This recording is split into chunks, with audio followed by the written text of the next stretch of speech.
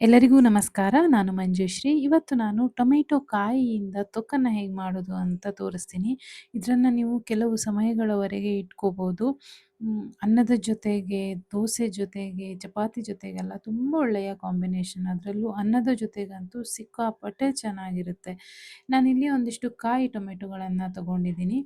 ಇದನ್ನ ನೀವು ಮಾಡಿ ಇಟ್ಕೊಂಡ್ರೆ, ಚೆನ್ನಾಗಿ ಬೇಯಿಸಿ ಮಾಡಿ ಇಟ್ಕೊಂಡ್ರೆ 6 ತಿಂಗಳಿಂದ 8 ತಿಂಗಳವರೆಗೂ ಆರಾಮಾಗಿ ಫ್ರಿಜ್ಜಲ್ಲಿ ಇಟ್ಕೋಬೋದು.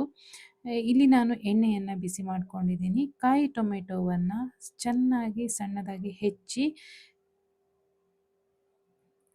ಇಟ್ಕೊಂಡಿದ್ದೀನಿ. ಎಣ್ಣೆ ಬಿಸಿಯಾದ ಕೂಡಲೇ ಹಸಿಮೆಣಸು, ಸ್ವಲ್ಪ ಖಾರ ಜಾಸ್ತಿ ಬೇಕು, ಹಸಿಮೆಣಸು, ಸ್ವಲ್ಪ ಹುಣಸೆ ಹಣ್ಣು ಮತ್ತು ಕಾಯಿ ಟೊಮೆಟೊ, ಸ್ವಲ್ಪ ಉಪ್ಪನ್ನು ಸೇರಿಸಿ ಚೆನ್ನಾಗಿ ಬಾಡಿಸ್ಬೇಕು. ಹುಣಸೆ ಹಣ್ಣು ಹಾಕಿದರೆ ಸ್ವಲ್ಪ ಟೇಸ್ಟ್ ಜಾಸ್ತಿ ಇರುತ್ತೆ, ಅದಕ್ಕೋಸ್ಕರ ಚೆನ್ನಾಗಿ ಬಾಡಿಸಿ ಇದನ್ನು ಮಿಕ್ಸರ್ ಜಾರ್ಗೆ ಹಾಕಿ, ತಣದ ಮೇಲೆ ಮಿಕ್ಸರ್ ಜಾರ್ಗೆ ಹಾಕಿ ರುಬ್ಬಿ ಇಟ್ಕೊಳ್ಳಿ. ತರಿಯಾಗಿ ಬೇಕಿದ್ದರೂ ರುಬ್ಕೊಳ್ಳಿ ಅಥವಾ ಗಟ್ಟಿಯಾಗಿ ಬೇಕಿದ್ದರೂ ನೀವು ರುಬ್ಕೋಬೋದು. ಮಿಶ್ರಣ ಈ ರೀತಿ ಇರಬೇಕು.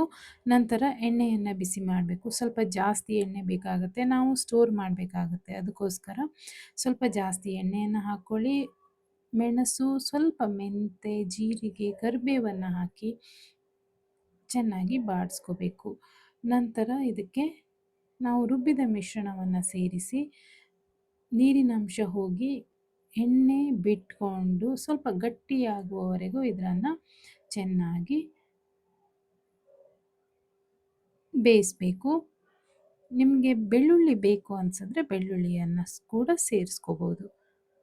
ನಿಮಗೆ ವಿಡಿಯೋ ಇಷ್ಟ ಆಗಿದ್ದರೆ ಲೈಕ್ ಮತ್ತು ಕಮೆಂಟ್ ಮಾಡಿ.